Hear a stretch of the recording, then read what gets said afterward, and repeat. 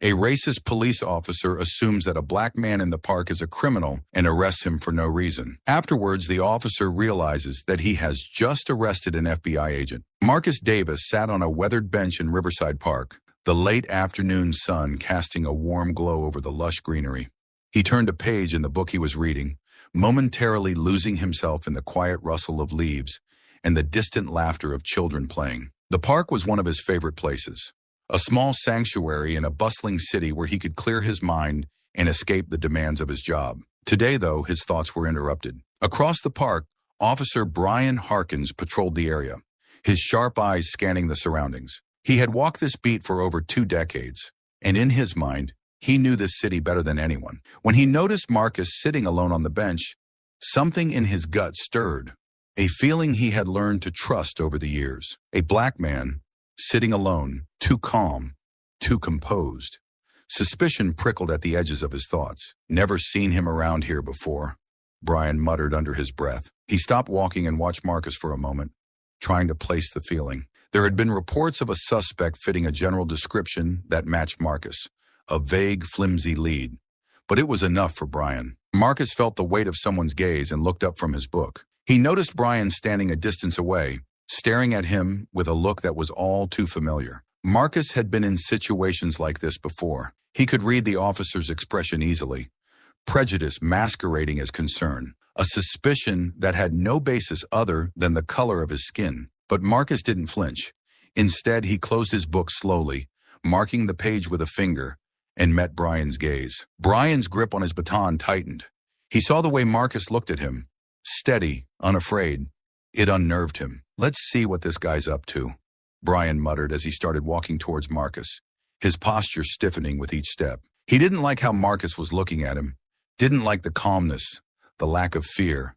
It was unsettling. Marcus watched Brian approach, keeping his expression neutral. He knew what was coming and had seen it many times before. The situation was already loaded, and he knew that how he responded in the next few moments could determine how it played out. He wasn't in the mood for this today, but he also wasn't going to give the officer any reason to escalate the situation. "Afternoon," Brian said as he reached the bench. His tone was polite, but there was an edge to it. Marcus could hear the underlying suspicion. "Afternoon," Marcus replied, his voice calm and even. He kept his hands visible, resting them on the closed book in his lap. "What brings you out here today?" Brian asked, his eyes scanning Marcus's face, then flicking to the book. He was fishing for something, anything, to justify the feeling gnawing at him. "Just enjoying the park," Marcus said. "It's a nice day." Brian nodded slowly, though he wasn't really listening. He was more interested in what Marcus wasn't saying, in what he could dig out from beneath the surface. "You from around here?" Marcus smiled slightly, though it didn't reach his eyes. "I've been around." The non-answer didn't sit well with Brian. He shifted his weight, his stance becoming more confrontational. "Mind if I see some ID?" Marcus's smile faded. This was the point where things could go sideways. He knew his rights, knew he wasn't obligated to show ID just for sitting in a public park, but he also knew that refusing could escalate the situation quickly. Still, he wasn't going to let this officer intimidate him. "Am I under arrest?" Marcus asked, his tone measured. He met Brian's gaze without flinching.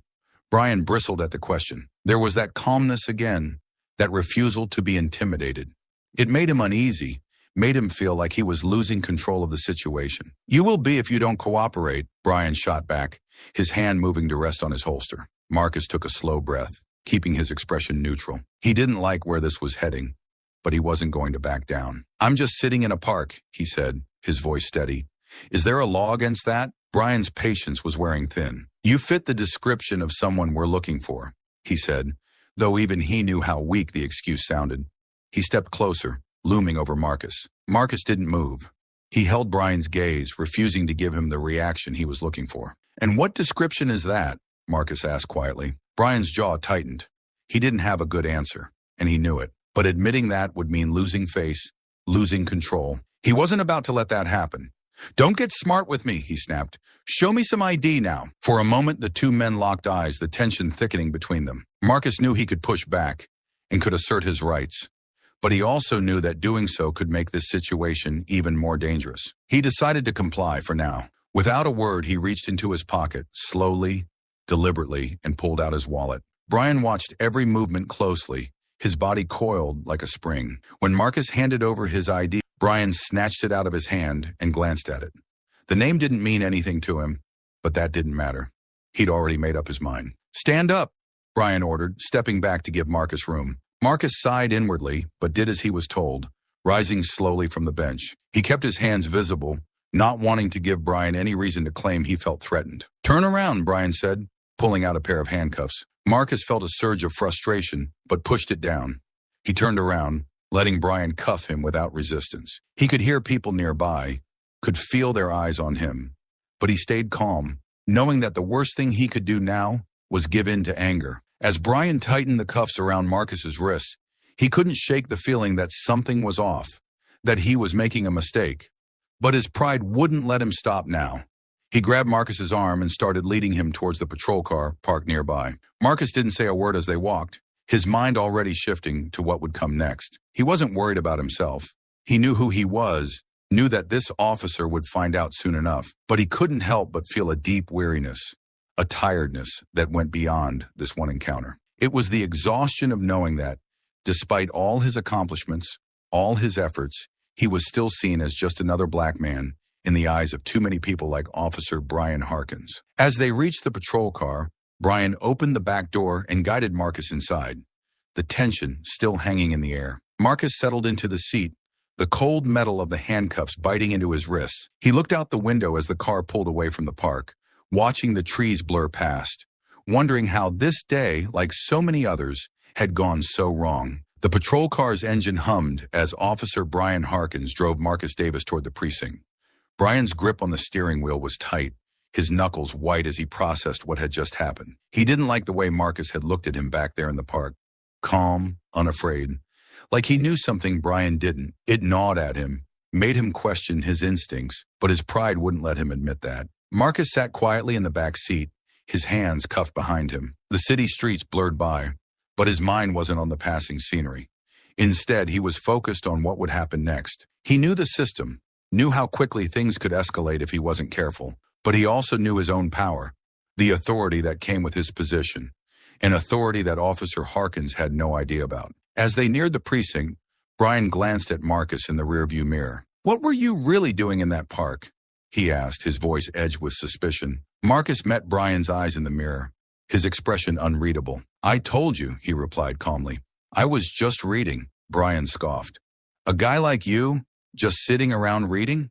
You expect me to believe that?" Marcus raised an eyebrow. "A guy like me?" he repeated, his tone measured. Brian hesitated for a moment, realizing the slip in his words.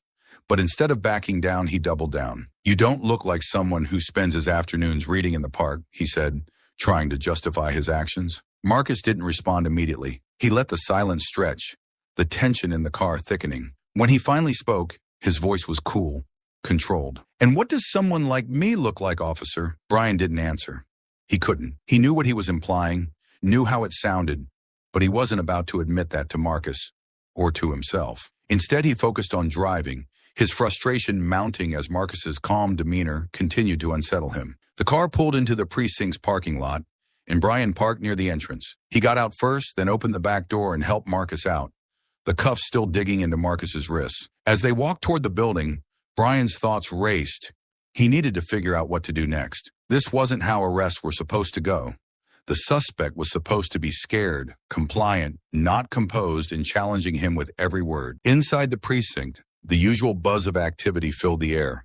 Officers filing reports, phones ringing, the hum of conversation. Brian led Marcus through the main hall, ignoring the curious glances from other officers. He didn't want to explain himself just yet, not until he was sure of his next move. They reached the booking area, and Brian signaled for Marcus to stand by the processing desk. The officer behind the desk, a young man named Officer Jenkins, looked up, surprised to see Brian bringing someone in. "What's this about?" Jenkins asked, his eyes flicking to Marcus, then back to Brian. "Caught him acting suspicious in the park," Brian replied, his tone clipped. He handed over Marcus's ID, still unwilling to admit that he didn't have a solid reason for the arrest. Jenkins glanced at the ID, then back at Marcus. There was a flicker of recognition in his eyes, but he quickly masked it, nodding as he began typing into the computer. Marcus noticed the brief hesitation, filing it away in his mind. The recognition was subtle, but it was there. Someone in this precinct knew who he was. Captain Bennett's in her office, Jenkins said as he handed the ID back to Brian. You'll need to take him to her. Brian stiffened slightly. Captain Laura Bennett was known for being tough but fair, a stickler for procedure. He hadn't planned on involving her so soon, but he didn't have a choice. All right, Brian said, his voice tight. He turned to Marcus, his grip firm on Marcus's arm. Let's go. Marcus walked beside Brian, his expression still unreadable. As they approached Captain Bennett's office, he could sense the tension in Brian, the uncertainty that the officer was trying so hard to hide. It was the first crack in the armor, and Marcus noted it with quiet satisfaction. Brian knocked on the door, then opened it when he heard Captain Bennett's voice from inside. The office was neat, organized, with a large desk in the center and shelves lined with books and files. Captain Bennett, a woman in her early 40s with sharp eyes and a no-nonsense demeanor, looked up from her paperwork as they entered. Officer Harkins, she said, her tone neutral. What's this about? Brian stepped forward, guiding Marcus into the room. Caught this guy in the park, Captain. He was acting suspicious. Wouldn't cooperate when I asked for ID. Captain Bennett's gaze shifted to Marcus, and for a split second, there was a flicker of recognition, just like Jenkins. But she quickly masked it, her expression turning professional. Is that so? She said, her voice even. Marcus met her eyes and saw the recognition there. He knew that Captain Bennett was aware of who he was, but she was playing it carefully, waiting to see how Brian would handle the situation. That's right, Brian continued, oblivious to the silent exchange between Marcus and Bennett. I brought him in for questioning. Captain Bennett nodded slowly, her eyes narrowing slightly. I see. And did you have probable cause to arrest him? Brian hesitated, feeling the ground beneath him start to shift. He wouldn't cooperate, Captain, he repeated, though it sounded weaker this time. Captain Bennett leaned back in her chair, studying Brian carefully. Officer Harkins, why don't you step outside for a moment? I'd like to speak with Mr. Davis alone. Brian blinked, taken aback by the request. But Captain, outside, Harkins, Bennett said firmly, leaving no room for argument. Reluctantly, Brian released Marcus and stepped out of the office, closing the door behind him. As soon as he was gone, Captain Bennett's demeanor shifted slightly, becoming less formal. Mr. Davis, she said, her voice calm, I apologize for this misunderstanding. Marcus allowed himself a small smile. No need to apologize, Captain. You're just doing your job. Bennett sighed, glancing at the closed door. I'm aware of who you are, but I'd appreciate it if we kept that under wraps for now. I need to handle this situation carefully. Marcus nodded. Of course, I'm not here to cause trouble, Captain. I just want to make sure things are handled properly. They will be, Bennett assured him. I'll speak with Officer Harkins and deal with this appropriately, but I have to ask, why didn't you just tell him who you are? Marcus's smile faded, replaced by a more serious expression. Because it shouldn't matter, Captain. My identity shouldn't be the reason he decides to treat me with respect. Captain Bennett considered his words, then nodded in understanding. You're right. It shouldn't matter. But unfortunately, it does to some people. The room fell silent for a moment, the weight of the situation hanging in the air. Finally, Captain Bennett stood up. I'll call Officer Harkins back in. We'll resolve this. Marcus nodded again, watching as Captain Bennett moved to the door. The confrontation wasn't over, but he knew he had the upper hand now. The truth would come out soon enough, and Officer Harkins would have to face the consequences of his actions. As Captain Bennett opened the door, Brian stepped back inside, his expression wary. He could sense that something had shifted, but he didn't know what. He glanced at Marcus, who stood calmly, waiting. Mr. Davis here is not the man you are looking for. You'll release him immediately. Brian blinked, the words taking a moment to sink in. What? But Captain, he... Immediately, officer, Bennett repeated, her voice leaving no room for argument. Brian hesitated, then finally reached for the keys to unlock Marcus's handcuffs. His hand shook slightly as he did so, the realization of his mistake beginning to dawn on him. As the cuffs clicked open, Marcus rubbed his wrists, giving Brian a measured look. Thank you, officer, he said, his tone calm but carrying an undertone of finality. Brian swallowed hard, unsure of what to say. You're free to go, he muttered, stepping back. Marcus nodded and turned to Captain Bennett. I'll be in touch, Captain, he said quietly. There's still a lot to discuss. Captain Bennett nodded in return, understanding the weight behind his words. I look forward to it, Mr. Davis. With that, Marcus walked out of the office, leaving Brian standing there, sinking feeling in his gut. The confrontation was over, but the consequences were only beginning. Brian Harkins sat at his desk in the precinct, the tension in his body refusing to dissipate. He had barely been able to concentrate since Captain Bennett had released Marcus Davis. The unease gnawed at him, deepened by the fact that he still didn't understand what had just happened. He knew he had made a mistake, but the full extent of it was still out of reach. The silence of the precinct around him was both comforting and unnerving, a space for his thoughts to spiral. Suddenly, the sound of footsteps approaching his desk snapped him out of his reverie. He looked up to see Captain Bennett walking toward him, her expression serious. Brian's stomach tightened. He knew this wasn't going to be a casual conversation. "Officer Harkins, my office." "Now," Captain Bennett said, her tone leaving no room for argument. Brian stood up immediately, trying to suppress the nervousness that was beginning to creep into his demeanor. He followed her to the office, each step feeling heavier than the last. Once inside, Captain Bennett closed the door behind him and gestured for him to sit. Brian hesitated for a moment before sitting down. He could feel the tension in the room, the unspoken weight of what was coming. Captain Bennett moved behind her desk, took a deep breath, and then sat down across from him, her sharp eyes fixed on his. "Officer Harkins," she began, her tone measured but stern. "Do you have any idea who Marcus Davis is?" Brian shook his head, his confusion deepening. "No, Captain. Just some guy in the park." Captain Bennett leaned forward, her gaze never leaving Brian's. "Marcus Davis isn't just some guy in the park. He's a special agent, one of their top agents, in fact." The words hit Brian like a physical blow. His eyes widened in shock, the implications of what he had done crashing down on him. "An FBI agent?" he repeated, his voice barely above a whisper. "That's right," Bennett said, her voice firm. "And more than that, he's highly respected within the Bureau. His arrest is going to have serious consequences. Not just for you, but for this entire precinct." Brian's mind raced, trying to piece together what this meant. He had profiled and arrested an innocent man, a federal agent no less, based on nothing more than his own biased assumptions. The enormity of his mistake began to settle in, bringing with it a cold, creeping dread. "I didn't know, Captain," Brian said, his voice shaky. "I didn't know who he was." "That's the problem, Harkins," Bennett replied, her tone still firm. "It shouldn't have mattered who he was. Your actions were based on assumptions and prejudices, not on any real evidence. You can't arrest someone just because they don't look like they belong in a park." Brian wanted to argue, to defend himself, but the words wouldn't come. Deep down, he knew Captain Bennett was right. He had let his biases guide his actions, and now he was facing the consequences. "What happens now?" Brian asked, his voice low, almost resigned. Captain Bennett sighed, leaning back in her chair. "For now, you're being placed on temporary leave while we investigate this incident. I've already spoken with the higher-ups, and they're not happy, to say the least. There will be an official review, and depending on the outcome, you could face disciplinary action, up to and including termination." Brian's heart sank. Termination. The word hung in the air like a death sentence. He had been a cop for over 2 decades, and the thought of losing his job, his career, was almost too much to bear. But as much as he wanted to deny it, he knew he had no one to blame but himself. I understand, Captain," Brian finally said, his voice barely above a whisper. Bennett studied him for a moment, her expression softening slightly. "I know this isn't easy to hear, Harkins, but you need to understand that your actions have consequences, not just for you, but for the people you serve. We can't afford to have officers who let their biases dictate their decisions." Brian nodded, though his mind was still reeling. The reality of his situation was starting to sink in, and with it came a flood of regret. He had always prided himself on being a good cop, someone who upheld the law and protected the community.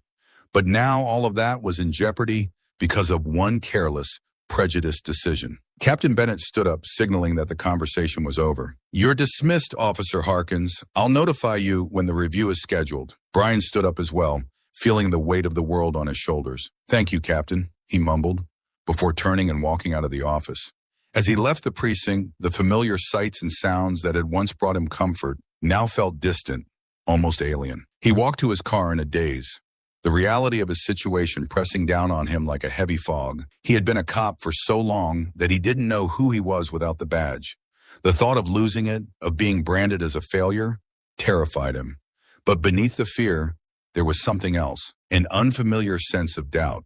For the first time, Brian was forced to confront the fact that maybe, just maybe, he wasn't the upstanding officer he had always believed himself to be. That maybe he had let his biases and prejudices guide his actions more than he was willing to admit. As he drove home, the city streets passing by in a blur, Brian couldn't shake the image of Marcus Davis's calm, unflinching gaze. It was a look that had unsettled him from the start, and now he understood why. Marcus had seen right through him, had known exactly what was happening, even before Brian himself did. When Brian finally arrived home, he sat in his car for a long moment, staring at the steering wheel. The day's events played over and over in his mind, each repetition making the weight of his actions heavier. He didn't know what the future held, but he knew that his life had just changed irrevocably. With a heavy sigh, Brian got out of the car and walked into his house, the silence of the empty rooms pressing in on him. He sank into a chair, his thoughts a tangled mess of fear,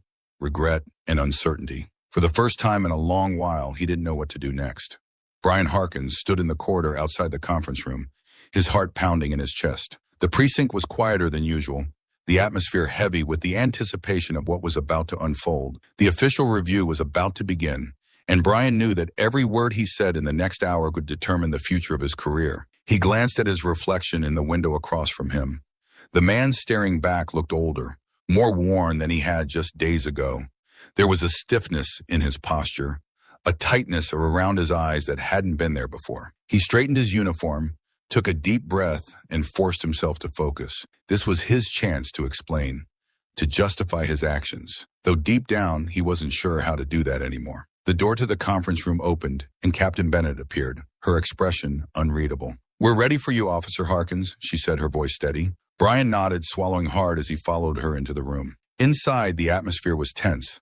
The long table was lined with stern-faced officials, representatives from the precinct's Internal Affairs Division, a couple of high-ranking officers, and at the far end, a man in a suit whom Brian instantly recognized as Marcus Davis. Marcus's presence was like a punch to the gut. Brian had hoped that he wouldn't be there, that he wouldn't have to face him again. But there he was, sitting calmly, his eyes focused on Brian as if studying him. The look in those eyes was the same as before, calm, unflinching, but with an edge of quiet authority that made Brian feel small. Captain Bennett took her seat at the head of the table, motioning for Brian to sit in the chair opposite her. When he did so, trying to ignore the way his palms were sweating. The room was silent, the weight of judgment heavy in the air. "Officer Harkins," Bennett began, her tone formal, "this review is to determine the appropriateness of your actions during the arrest of Mr. Marcus Davis.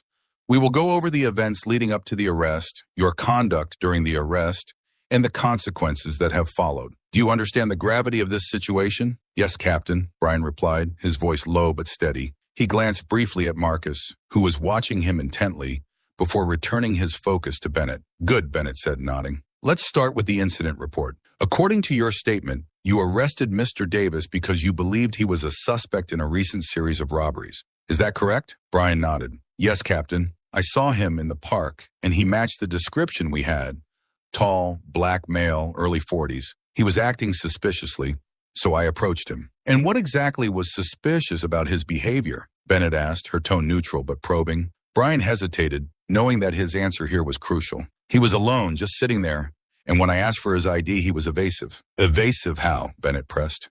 "He didn't want to show me his ID right away," Brian explained, though even as he said the words, they sounded weak to his own ears. "He seemed like he was hiding something." Marcus's voice cut through the air, calm but firm. "I was reading a book, Officer Harkins. Not exactly the behavior of a criminal on the run." Brian flinched slightly at Marcus's words but kept his focus on Bennett. "I was just doing my job, Captain. I was trying to protect the community." "And did you find anything on Mr. Davis that would indicate he was involved in any criminal activity?" Bennett asked, her eyes narrowing slightly. Brian shook his head. "No, Watton. He was clean." There was a pause, a heavy silence that filled the room as everyone processed what had been said. Then one of the internal affairs officers spoke up, his voice stern. "Officer Harkins, did it ever occur to you that Mr. Davis might have been telling the truth, that he wasn't the suspect you were looking for?" Brian hesitated again, his mind racing for the right words. I was following protocol. We're trained to be cautious, to assume that someone might be dangerous until proven otherwise. But did you consider that your assumptions might have been influenced by factors other than protocol?" the officer asked pointedly. Brian's throat tightened. He knew what they were getting at, and he knew there was no good answer. "I didn't mean to profile him," he said, his voice faltering slightly. "I was just doing my job." Marcus leaned forward slightly, his gaze still fixed on Brian. "Your job is to protect and serve, Officer Harkins, not to judge people based on their appearance." Brian met Marcus's eyes, and for a moment he felt a surge of defensiveness, but it was quickly followed by a wave of guilt. He had been in law enforcement long enough to know when he was wrong, And this was one of those times. Captain Bennett cleared her throat, drawing the room's attention back to her. Officer Harkins, this review isn't just about what happened that day. It's about the mindset that led to your actions. We need to ensure that every officer in this precinct is upholding the values of fairness and justice. This isn't just about you. It's about the integrity of the entire police force. Brian felt a sinking feeling in his gut. He knew that this wasn't just about whether or not he had made a mistake. It was about whether he was fit to continue wearing the badge. The realization hit him hard, and for a moment he struggled to find his voice. "I understand, Captain," he finally said, his voice barely above a whisper. "I didn't mean to. I didn't want to." He stopped, the words choking in his throat. Captain Bennett softened slightly, though her tone remained firm. "We all make mistakes, Harkins. But it's how we deal with those mistakes that define us. You need to think very carefully about the kind of officer you want to be." There was another long pause, the weight of the situation pressing down on everyone in the room. Then Marcus spoke again, his voice calm but carrying a weight of authority. "Captain Bennett, may I say something?" Bennett nodded. "Of course, Mr. Davis." Marcus stood up, his presence commanding the attention of the room. He looked directly at Brian, his expression serious but not unkind. "I understand that being a police officer is a difficult job. You are under constant pressure, and sometimes that pressure can lead to bad decisions. But we can't allow those bad decisions to go unchecked. This isn't just about holding Officer Harkins accountable. It's about ensuring that something like this doesn't happen again." Brian listened, his heart heavy. He knew Marcus was right, but the truth of it was hard to swallow. He had spent his entire career believing he was doing the right thing. But now he was faced with the reality that his actions had caused harm, that his biases had blinded him to the truth. Marcus continued, his voice steady. "I'm not here to ruin anyone's career, but I am here to make sure that the next time an officer encounters someone like me, they think twice before making assumptions. This is an opportunity for change, and I hope that this precinct will take it seriously." Captain Bennett nodded, her expression thoughtful. "Thank you, Mr. Davis. Your words are noted." Marcus sat down again, his gaze still on Brian. There was no malice in his eyes, but there was a firmness, a resolve that made it clear he wouldn't tolerate any further injustice. Captain Bennett looked at Brian, her tone softer but still authoritative. "Officer Harkins, you'll remain on temporary leave while we continue this review. I suggest you take this time to reflect on what's been said here today. We'll reconvene in a few days to discuss the next steps." Brian nodded numbly, the weight of everything pressing down on him. "Yes, Captain," he said quietly. The meeting was adjourned, and as the officials began to file out of the room, Brian remained seated, his mind racing. He had come into this review hoping to defend himself, to justify his actions, but now all he could think about was how wrong he had been. The realization was like a cold, hard truth that he couldn't escape. As the last of the officials left the room, Brian stood up slowly, his movements heavy with the burden of his thoughts. He glanced at Marcus one last time, and for a moment their eyes met. There was no animosity in Marcus's gaze, just a quiet determination, a resolve to see justice done. Brian looked away, unable to hold Marcus's gaze any longer. He knew that he had a lot to think about, a lot to come to terms with. And as he walked out of the conference room, the weight of his actions and their consequences hung over him like a dark cloud. Captain Laura Bennett sat in her office, staring at the stack of reports on her desk. Each piece of paper represented a fragment of the truth she was trying to piece together. The internal investigation into Brian Harkins's conduct was underway, and it was her responsibility to ensure that every detail was thoroughly examined. She rubbed her temples, feeling the tension in her shoulders. The precinct had always prided itself on maintaining high standards, but this incident had shaken that foundation. Whatever the outcome, Bennett knew that the investigation would have far-reaching consequences, not just for Brian, but for the entire department. Taking a deep breath, she reached for the first report, the initial witness statements from the park. She had already read them multiple times, but each reread added weight to the growing evidence against Brian. The witnesses, all park-goers present during the arrest, described the event with stark clarity. Their accounts were consistent. Brian had approached Marcus Davis with an assumption that he was a criminal, without hesitation and without attempting to de-escalate. Bennett turned to the next report, the body cam footage. She had watched it several times, each viewing more uncomfortable than the last. The footage was clear and unambiguous. Brian's voice, his tone, and his body language reflected the assumptions he had made from the moment he saw Marcus. The aggression in his approach, the way he had disregarded Marcus's attempts to explain, the force he used during the arrest. It was all there, laid bare for anyone to see. A knock at the door pulled Bennett from her thoughts. She looked up to see Detective Harper, her second in command for the investigation, standing in the doorway. "I've got the last of the witness interviews," Harper said, holding up a file, "and I've scheduled Marcus Davis for later this afternoon." "Thanks, Harper," Bennett replied, taking the file. "How's it looking?" Harper sighed, running a hand through his graying hair. "Not good, Captain. Most of the witnesses are pretty clear about what they saw. And from what I can tell, the body cam footage backs them up." Bennett nodded grimly. "I was afraid of that." "Are we bringing Brian in for another round of questions?" Harper asked. "Yeah," Bennett said, leaning back in her chair. "Let's see if he's ready to talk more openly about what happened." Harper nodded and left the office, leaving Bennett alone with the file. She flipped it open and began reading the new witness statements. They were consistent with the others. Brian had acted aggressively from the start, and it was clear that Marcus had been trying to defuse the situation. But Brian hadn't listened. As Bennett finished reading, she felt a deep sense of unease. She had known Brian for years. He had always been a solid officer, but this incident had exposed a side of him that Bennett had never seen before. The hours passed slowly as Bennett continued to review the evidence. Finally, there was another knock at her door, and Harper entered, followed by Brian. "Come in, Harkins," Bennett said, keeping her voice neutral. Brian looked exhausted, his eyes dark with sleeplessness. He sat down across from Bennett, glancing nervously at Harper, who took a seat beside him. "We're going to go over the events of that day again," Bennett said, leaning forward slightly. "I need you to be completely honest with us, Brian. This is your chance to explain your side of the story." Brian nodded, but his expression was tight. "I understand, Captain." Bennett glanced at Harper, who started the questioning.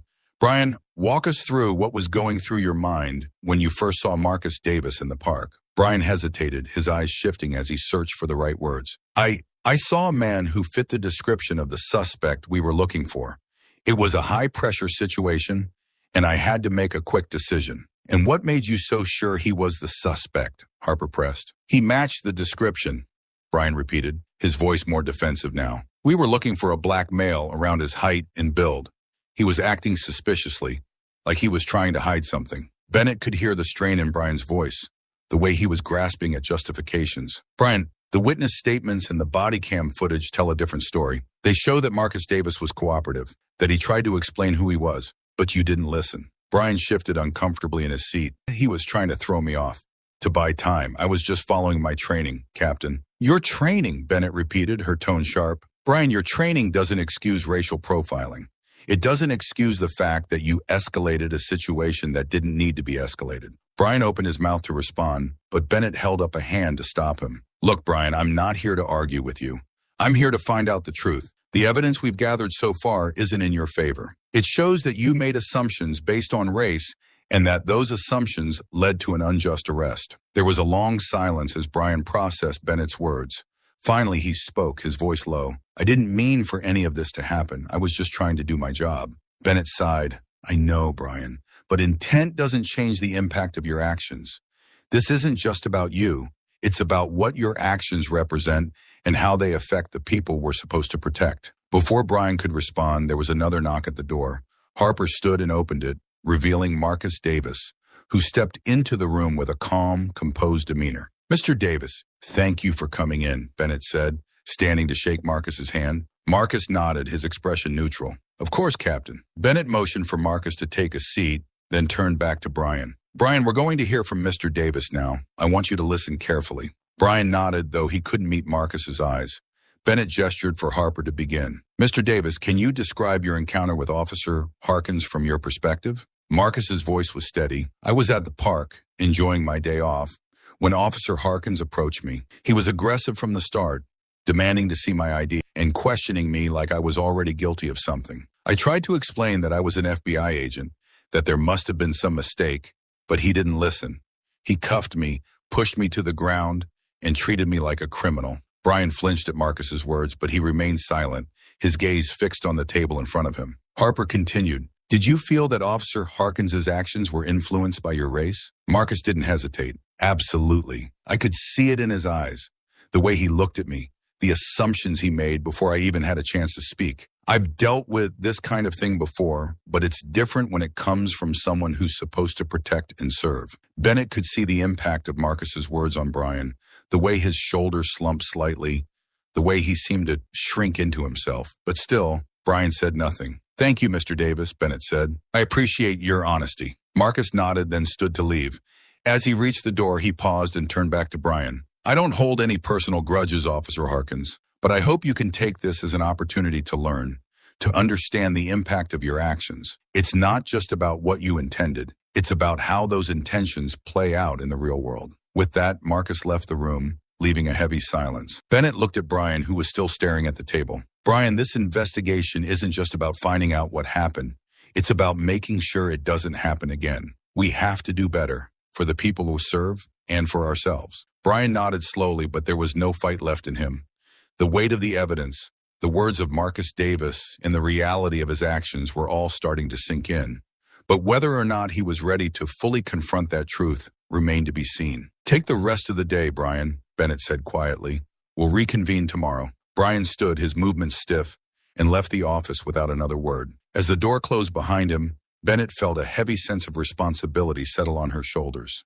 This investigation was just the beginning. There was still much work to be done, both within the department and beyond. But for now, all she could do was continue to piece together the truth and hope that it would lead to real change. Captain Laura Bennett sat in her office, the final report of the investigation lying closed on her desk. The conclusion was clear, and the decision had been made.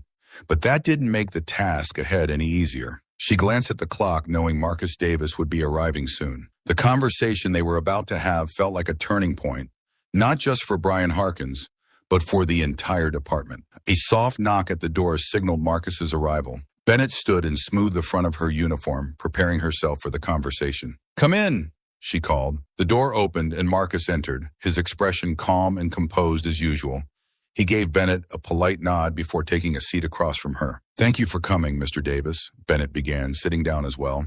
"Of course," Marcus replied, his tone steady. "I assume the investigation is complete?" "It is," Bennett confirmed, leaning forward slightly. "After reviewing all the evidence, the witness statements, the body cam footage, and the interviews, it's been decided that Officer Harkins will be terminated from his position." Marcus nodded slowly, taking in the information. "I appreciate the thoroughness of the investigation, Captain, but I have to ask, do you believe this decision will lead to real change within the department?" Bennett paused, choosing her words carefully.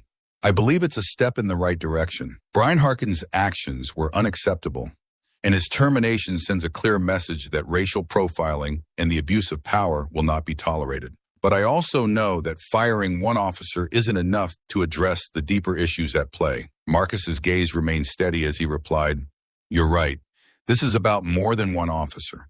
It's about the culture within the department, the training officers receive, and the biases that can influence their decisions in the field. If we don't address those underlying factors, incidents like this will keep happening." Bennett nodded, appreciating Marcus's candor. "I agree. This incident has brought to light the need for systemic change, and I'm committed to making that happen. We're already working on revising our training programs to include more comprehensive education on racial bias and de-escalation techniques. We're also planning to implement more rigorous oversight and accountability measures." "That's a good start," Marcus said, a hint of approval in his voice. "But it's going to take more than just policy changes.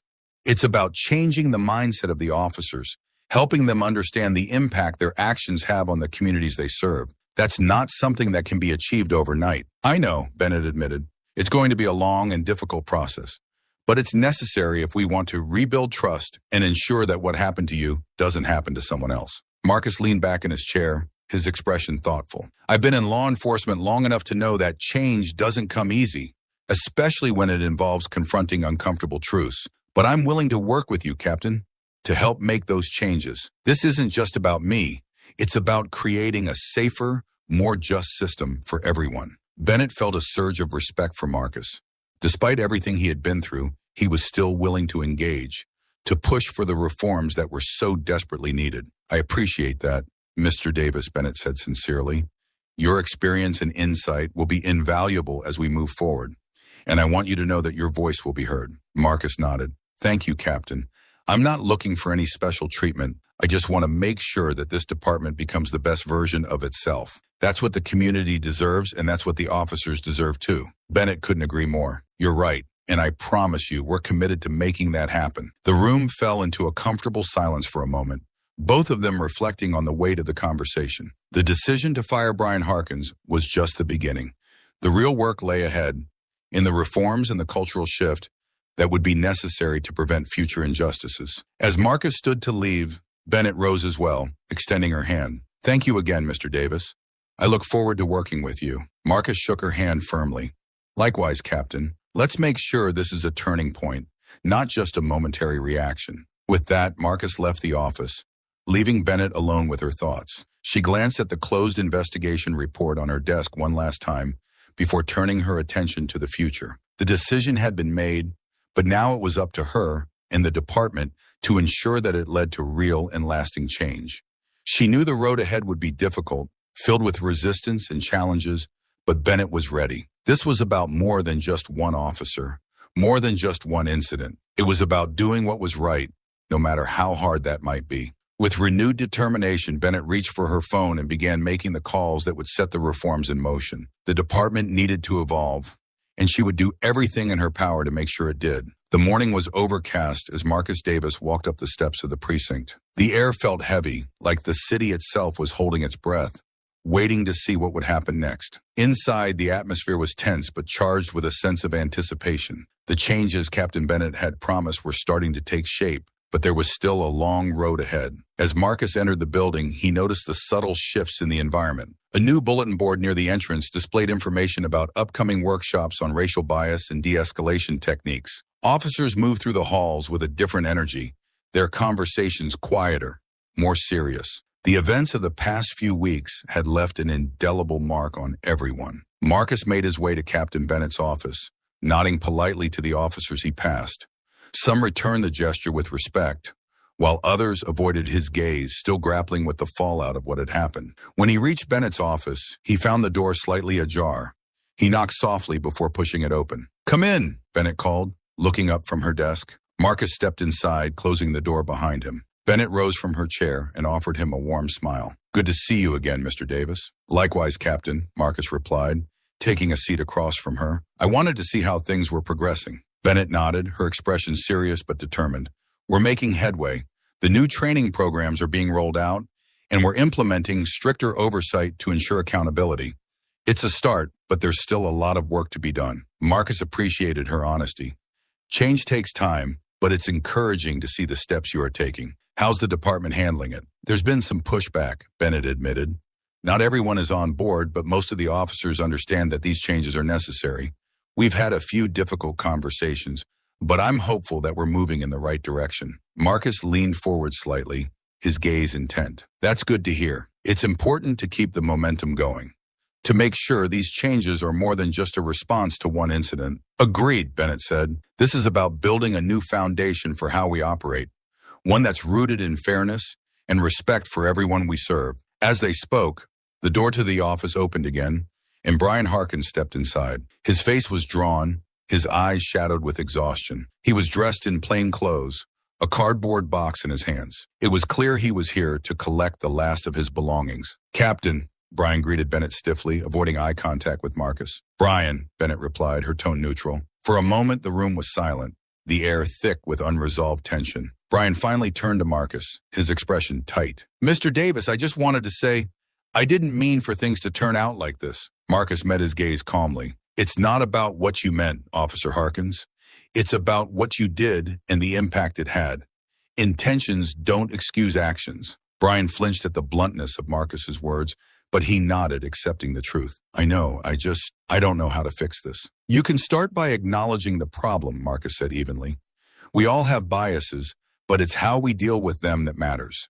You have the opportunity to learn from this, to become a better person because of it." Brian's shoulders slumped slightly, the weight of the situation pressing down on him. He turned back to Bennett, his voice barely above a whisper. "I suppose this is it then." Bennett nodded, her expression softening. "It doesn't have to be the end, Brian. You can still choose to grow from this, to make changes in your life. But that's up to you." Brian stood there for a moment, as if considering her words, before giving a brief nod. "I'll think about it." He paused, then added, "Good luck, Captain. And to you as well, Mr. Davis." With that, Brian turned and left the office, the door closing behind him with a soft click. Bennett and Marcus watched him go, both lost in their thoughts. "Do you think he'll be okay?" Marcus asked after a moment. Bennett sighed, leaning back in her chair. I hope so, but it's out of our hands now. All we can do is focus on the work in front of us. Marcus nodded in agreement, and there's plenty of that. They sat in silence for a few moments, the weight of their conversation hanging in the air. Finally, Marcus stood, extending his hand to Bennett. Thank you for everything, Captain. I appreciate your commitment to making things right. Bennett shook his hand firmly. Thank you, Mr. Davis. Your involvement has been invaluable. We're in this together. With that, Marcus turned and left the office, making his way through the precinct one last time.